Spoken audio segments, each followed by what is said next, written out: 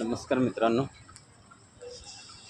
मी ना आज खूप खूप खूप मोठ्या टेन्शनमध्ये तर नव्हतो, पण याच्यामध्ये होतो की की सर्वात गोष्टीमध्ये माथे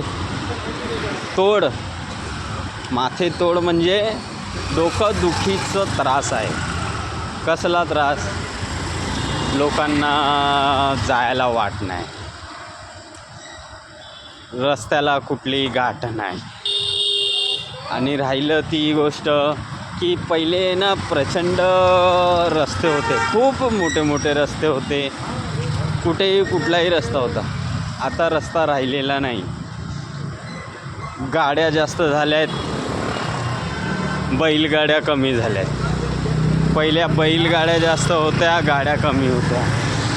आता रस्त्याला तुम्ही बघाल तर जिथे बघाल तिथे गाड्या, बैलगाड्या नाही. पहिल्याच्या आमच्या काळामध्ये बैलगाडी, बसगाडी, दूधगाडी, खूप कधीतरी आवाज कानामध्ये लांबूनच यायचा.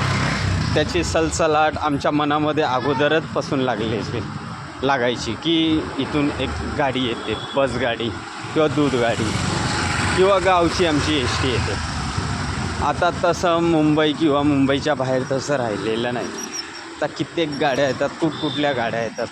आणि रस्त्याला अशी ट्रॉफिक झालेली की गाडी चालून पण वैतागतं आहे, गाडीमध्ये पेट्रोल टाकून पण माणूस वैतागतं आहे. माणसाने करावं तरी काय करावं? याचा दोष कोणाला द्यायचा? मी तर नाही देत दोष, पण माझं असं म्हणणं आहे की आजकालचे जे निघालेत ना लोनचे, 2,000 हजार रुपयाला गाड्या वाटतात. तुम्ही 2,000 रुपयाला स्कूटी घ्या,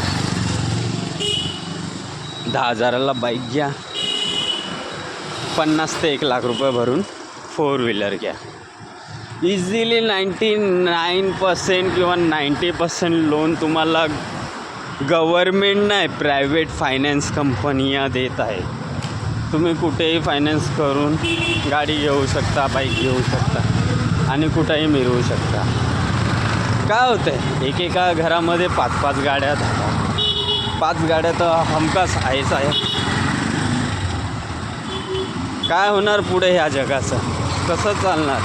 बघा, विचार करा तुम्ही. जय हिंद, जय महाराष्ट्र.